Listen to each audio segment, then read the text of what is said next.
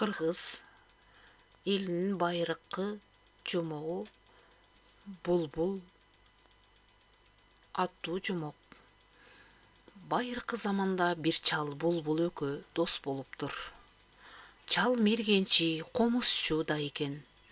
Ал ар бир күнү мылтыгын ээнине асып алып, токойдун кийик атып келип окатын өткөрөт.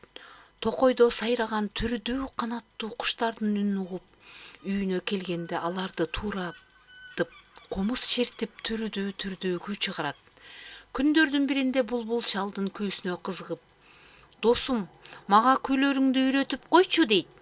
"Макул" деп чал ар күнү кийиктен келгенде комузун колуна алып, ар кандай мукам күйлөрдү кубулжута сайратып черткенде, булбул тыңшап, анын күйлөрүн тураганга тили жатыга баштап аздан үйрөнүп кетет.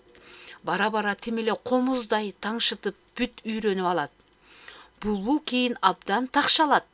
Анын сайраганын уккан эл тыңшап, эл отургусу келип таң калышат. Ошондо абышка тигиге кайрылат: "Досум, сенин сайраганың бүткүл элге жагып калды. Бардыгы эле уйкусу келишет. Бирок күндүзгү иш менен күйпөлөктөп жүрүшүп, жакшыга уга албай жатышат. Ошондуктан түнткүсүн эл бош сайраганыңды угуп, ырахатка машырланышат".